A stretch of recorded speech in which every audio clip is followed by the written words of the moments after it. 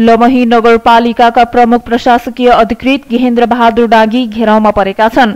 वडा अध्यक्ष सहित कार्यपालिका सदस्य र आन्दोलनरत कर्मचारीले प्रमुख प्रशासकीय अधिकृत डाँगीको सरुवाको माग राख्दै लमही नगर विकास समिति घेराउ गरेका हुन्। आन्दोलनमा उत्रिएकाहरूले डाँगीको नेम प्लेट समेत तोडफोड गरेका छन्। डाँगी नगर विकास समितिको क्वार्टरमा बसेको सूचना पाएपछि आन्दोलनरत पक्ष घेराउमा पुगेका हुन्। आन्दोलनरत कर्मचारीहरूले नाराबाजी समेत गरेका थिए।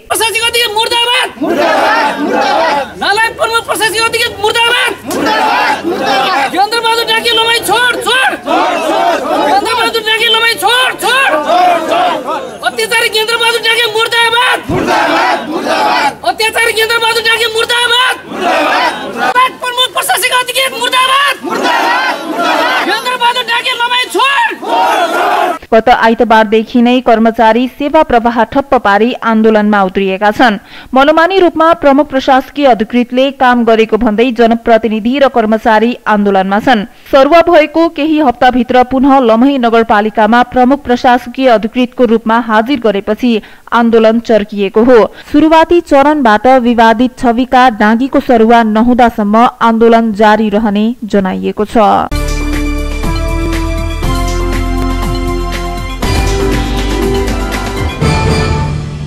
दाङमा माहुरीको टोकाइबाट 2 जना घाइते भएका छन्। आज दिउँसो 2:30 तुलसीपुरको गुलम चोक नजिकै हिँडिरहेको अवस्थामा माहुरीको टोकाइबाट गम्भीर घाइते भएको इलाका प्रहरी कार्यालय तुलसीपुरले जानकारी दिएको छ।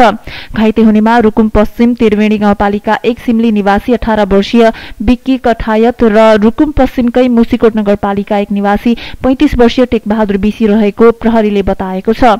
घाइते दुवैको अहिले राप्ती प्रादेशिक अस्पताल तुलसीपुरमा उपचार भइरहेको प्रहरीले जानकारी दिएको छ।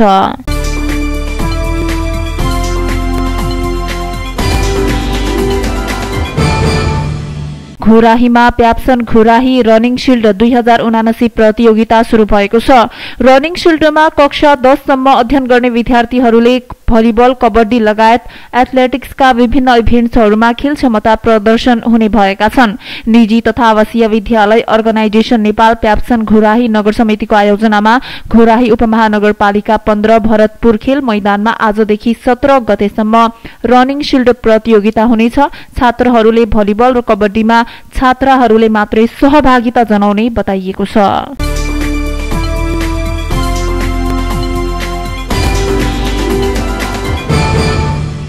लैंगिक सवालमा संचार माध्यम संवेदनशील हुनुपर्नेमा सरकारवालाहरूले जोड़ दिएका छन्। नागरिक सचेतना खबरदारीसँगै विद्यमान समस्या उजागर गर्ने माध्यम नै मिडिया रहेको उल्लेख गर्दै सरकारवालाहरूले सभ्य समाज निर्माणका लागि संचार माध्यम संवेदनशील भएर काम गर्नुपर्नेमा जोड़ दिएका छन्। फ्री मिडिया नेटवर्कको आयोजना तथा नेपाल पत्रकार महासंघ दाङ शाखाको संयोजनमा बुधबार घोराहीमा भएको मिडियामा लैंगिक हिंसाका सवाल विषयक अन्तर्क्रिया कार्यक्रममा सरकारवालाहरूले मिडियाको भूमिकालाई थप वृद्धि गर्ने कुरामा सुझाव दिएका छन्। लैंगिक सवाललाई प्राथमिकताका साथ प्रकाशन प्रसारण गरे पनि अझै बढाउन जरुरी रहेको उनीहरूको सुझाव थियो। नागरिक समाज दाङका संयोजक केवी मसालले लैंगिक हिंसा विरुद्धका अभियान शहर केन्द्रित भएको उल्लेख गर्दै ग्रामीण क्षेत्रमा सचेतीकरणको काम मिडियाले गर्न सक्ने बताउनुभयो। उहाँले हिंसा विरुद्धका अभियान गाउँ केन्द्रित गर्न जरुरी रहेको बताउनु भएको छ। नेपाल पत्रकार महासंघ दाङका अध्यक्ष दुर्गालाल केसीको अध्यक्षतामा भएको कार्यक्रममा पत्रकार जेएन सागरले दाङबाट प्रकाशित नयाँ युगबोध दैनिक, गोरक्ष दैनिक, गणतन्त्र दैनिक, राप्ती पोस्ट दैनिक र प्रदेश टुडे दैनिकमा असोज महिनामा प्रकाशित लैंगिक सवाल समाचारको तथ्याङ्क प्रस्तुत गर्नुभएको थियो। प्रस्तुत आधार पत्रमा लैंगिक सवालका समाचार, खोजी समाचार, सम्पादकीय लेख रचना, अन्तर्वार्ता लगायत सूचना, सचेतीकरण, उत्प्रेरणा, शिक्षा र खबरदारीका सामग्री समेटिएको उल्लेख छ। कार्यक्रममा सिसा नेपालका साजिता सिद्दिकी, अधिकारकर्मी विनोद केसी, पत्रकारहरू लीला शाह, सुशीला आचार्य, माया पोखरेल, रोशनी मल्ल, दाङ उद्योग वाणिज्य संघका महासचिव महेन्द्र बुढाथोकी लगायतले बोल्नु भएको थियो। नेपाल पत्रकार महासंघ दाङका उपाध्यक्ष वसुन्धरा गौतमको स्वागत मन्तव्यबाट शुरू भएको कार्यक्रमको सहजीकरण दीप्ति शिखा चौधरीले गर्नुभएको थियो।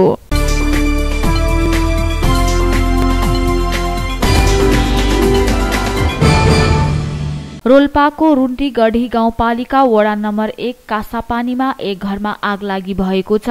स्थानीय यामबहादुर सुनारको घरमा बुधबार 12 बजे 81 आग लागि भएको हो। घरमा आग लागि हुँदा घरभित्र रहेको खाघान्न, लता कपडा, भाँडाकुँडा, 5 आना सुनको तिलहरी, एक मोबाइल सेट जलेर नष्ट भएको छ। आग लागिबाट 2,26,000 बराबरको क्षति भएको प्रहरीले जानकारी दिएको छ। आगो नियन्त्रणमा स्थानीय समुदाय र सुरपाल प्रहरी चौकीका इन्चार्ज ओम भक्त केसी सहितको टोली पुगेको थियो।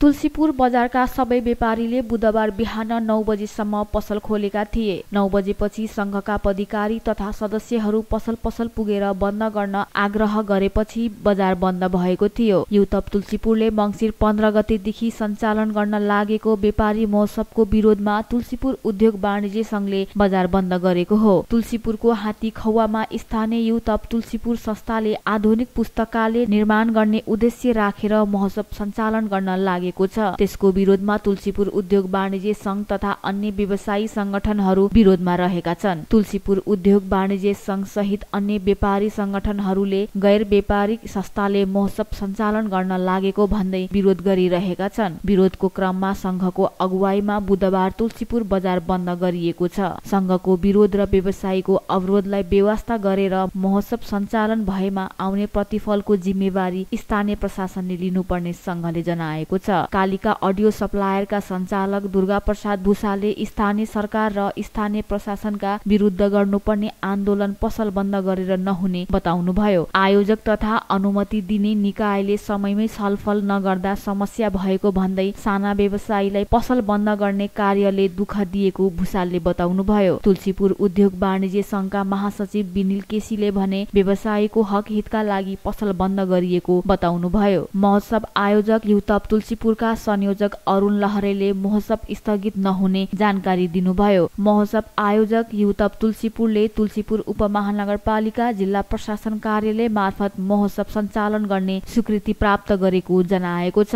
महोत्सव सञ्चालक प्राप्त गरेको स्थानीयले कुनै पनि हालतमा महोत्सव स्थगित गर्न नसकिने जनाएको छ। जिल्ला प्रशासन कार्यालय दाङ र तुलसीपुर उपमहानगरपालिकाले महोत्सव सञ्चालन नगर्न भन्दै आयोजकलाई पत्र काटेको छ। आयोजकले पत्रको व्यवस्था गर्दै महोत्सवको तयारी गरेको छ। तुलसीपुर उपमहानगरपालिकाले कार्तिक 29 र जिल्ला प्रशासन कार्यालय दाङले मङ्सिर 9 गते पत्र लेखेर महोत्सवको तयारी रोकेर स्थगित गर्न आग्रह गरेका छन्। इलाका प्रहरी कार्यालय तुलसीपुरका प्रमुख डीएसपी पुष्पराज मल्लले महोत्सव सञ्चालन नहुने बताउनुभयो। जिल्ला प्रशासन कार्यालय दाङले महोत्सव रोक्न आदेश जारी गरेको जानकारी दिँदै डीएसपी मल्लले आफ्नो तर्फबाट महोत्सव सञ्चालन हुन नदिने बताउनुभयो। महोत्सवको विषयमा बुधबार बेलुका पत्रकार सम्मेलनको आयोजन गरेर तुलसीपुर उद्योग वाणिज्य संघले महोत्सव स्थलमै प्रवेश गरेर विरोधका कार्यक्रम गर्ने जनाएको छ। संघका अध्यक्ष रामप्रसाद चालिसाले स्थानीय प्रशासनले महोत्सव रोक्न गरेको आग्रहलाई अटेरी गरेर कसैले गर्न नहुने बताउनुभयो।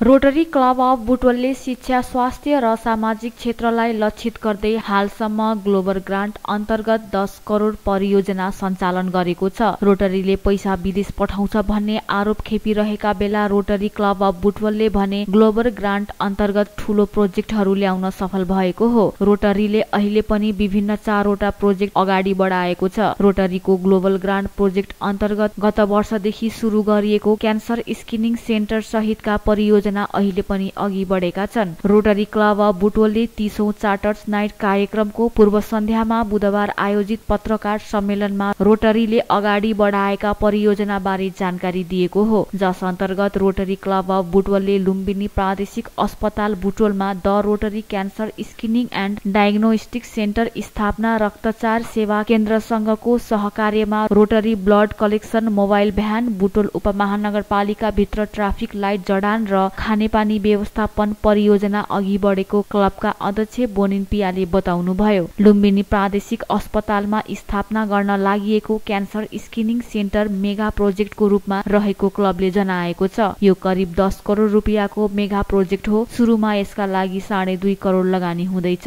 क्यान्सर स्क्रिनिङ सेन्टर स्थापना भएपछि विशेष गरी महिलालाई क्यान्सर रोग पत्ता लगाउन बाहिर जानु नपर्ने अवस्थाको अन्त्य हुने पनि उहाँले बताउनुभयो। त्यसैगरी ब्लड कलेक्सन मोबाइल भ्यान खरिद प्रक्रिया अन्तिम चरणमा पुगेको छ। भारतीय टाटा कम्पनीसँग करिब 35 लाखको लागतमा भ्यान खरिदको प्रक्रिया अन्तिम चरणमा पुगेको र अब 1.5 महिनाभित्रै सञ्चालनमा ल्याउने गरी तयारी गरिएको अध्यक्ष पियाले बताउनुभयो। मोबाइल भ्यान सञ्चालनमा आएपछि रक्तदान गर्न चाहने सर्वसाधारणहरूले आफू बसेकै स्थानमा रक्तदान गर्न सक्ने र त्यही भ्यानभित्रै ब्लड कलेक्सन गरेर निश्चित तापक्रममा राख्न सकिने व्यवस्था समेत भएकोले निकै नै भरपर्दो हुनेछ। त्यसैगरी बुटोल उपमहानगरपालिका भित्र रोटरीले ट्राफिक लाइट जडानको प्रक्रिया पनि सुरु गर्दैछ। करिब 45 लाखको लागतमा बुटोल उपमहानगरपालिकासँग सहकार्य गरी यो काम अघि बढाइने र यसका लागि रोटरीले मात्रै 15 लाख रुपैयाँ लगानी गर्ने पियाले बताउनुभयो। रोटरी क्लब अफ बुटोलले ज्येष्ठ नागरिक मिलन केन्द्र शंकरनगरमा खेम ओमी पुन कल्याणकारी प्रतिष्ठानसँगको सहकार्यमा छोरी शिक्षा कार्यक्रम पनि सञ्चालन गर्दैछ।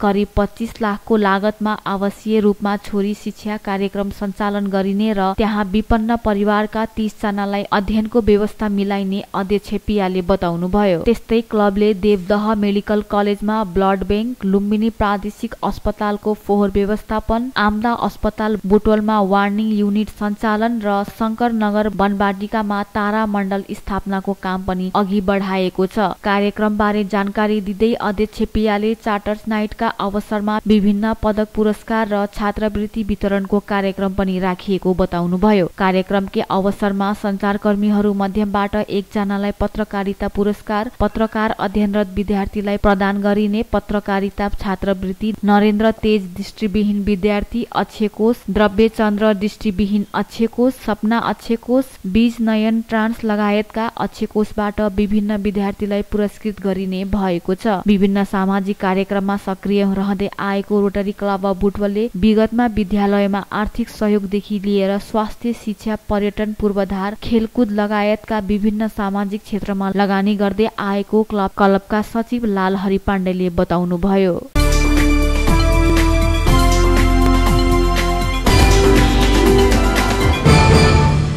कोहलपुर 2 विकासनगर जन एकता माध्यवती सामुदायिक वनमा 1 जना युवक रुखमा झुन्डिएको अवस्थामा फेला परेका छन्। सुर्खेत घर भई बाँकेको शमशेरगञ्ज दिदीको घर आएका रामबहादुर महत्रा बिहिबार बिहान झुन्डिएको अवस्थामा फेला परेका हुन्। बिहिबार करिब 6 बजे घाँस दाउरा लिन गएका गाउँलेले युवक रुखमा झुन्डिएको देखेपछि इलाका प्रहरी कार्यालय कोहलपुरलाई खबर गरेका थिए। सलको पासो लगाई रुखमा झुन्डिएको अवस्थामा फेला परेको युवकको मृत्यु प्रेम सम्बन्धको कारण हुन सक्ने प्रहरीले अनुमान गरेको छ। घटनाबारे थप अनुसन्धान भइरहेको प्रहरीले बताएको छ।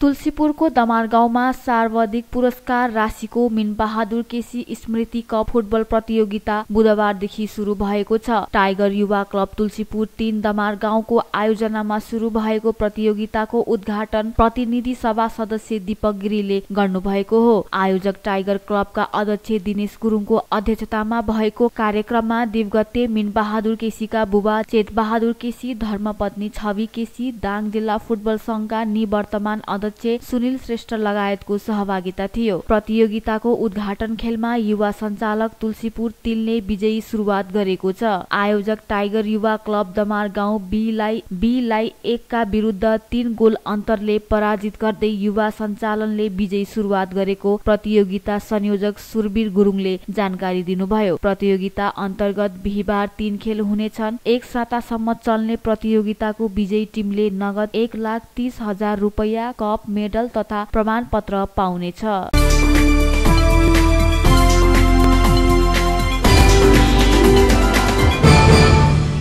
बर्दियाको बढैयाताल गाउँपालिका 7 मा पुल बनाउन खनेको खाल्डोमा मोटरसाइकल खस्दा 2 जना घाइते भएका छन्। मोटरसाइकल चालक बर्दियाकै गेरुवा गाउँपालिका 6 का 25 वर्षीय आशिष शाही र बाँकेको नेपालगञ्ज उपमहानगरपालिका 17 का 19 वर्षीय युवराज सिंह ठकुरी घाइते भएका हुन्। घाइते दुवैको नेपालगञ्जमा उपचार भइरहेको छ। घाइते मध्ये ठकुरीको अवस्था गम्भीर रहेको जनाएको छ। नेपालगञ्जबाट गुलरियातर्फ जाँदै गरेको भे3 प 4090 नम्बरको मोटरसाइकल गए राति करिब पौने 11 बजे पुल बनाउन खनेको खाल्डोमा खसेको थियो।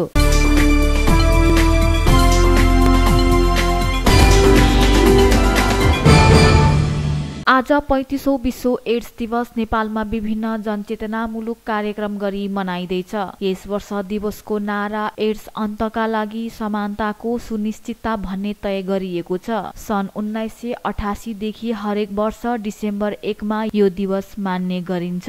एचआईभी र एड्स सम्बन्धी प्रभावकारी रोकथाम, हेरचाह, सहयोग तथा उपचार सेवाका लागि विश्वव्यापी ध्यानआकर्षण गर्दै जनचेतना जनाउन विश्व एड्स दिवस मनाउने गरिन्छ। सुईद्वारा लागू पदार्थ प्रयोग गर्ने तथा असुरक्षित शारीरिक सम्पर्कका कारण एचआईभी एड्सको जोखिम हुने राष्ट्रिय एड्स तथा यौन रोग नियन्त्रणका केन्द्रले जनाएको छ। केन्द्रको तथ्याङ्क अनुसार नेपालमा एचआईभी एड्स संक्रमण दर घट्दै गएको पाइएको छ। 2 दशकमा नयाँ एचआईभी संक्रमण दर झण्डै 84% घटेको छ। यस्तै एड्सका कारण मृत्यु हुने 71% घटेको छ। असुरक्षित यौन सम्पर्कलाई एचआईभी एड्सको मुख्य कारण मानिन्छ। त्यस्तै संक्रमितको रगत तथा सुईको साझा प्रयोग गर्नु पनि अर्को कारण मानिएको छ। दिगो विकास लक्ष्य अन्तर्गत नेपालले सन् 2030 सम्म एड्स महामारी अन्त्य गर्ने लक्ष्य राखेको एचआईभी रोकथाम, उपचार र हेरचाह कार्यक्रम सञ्चालन गर्दै आएको छ। सरकारले एचआईभी संक्रमितलाई तोकिएको स्वास्थ्य संस्थाबाट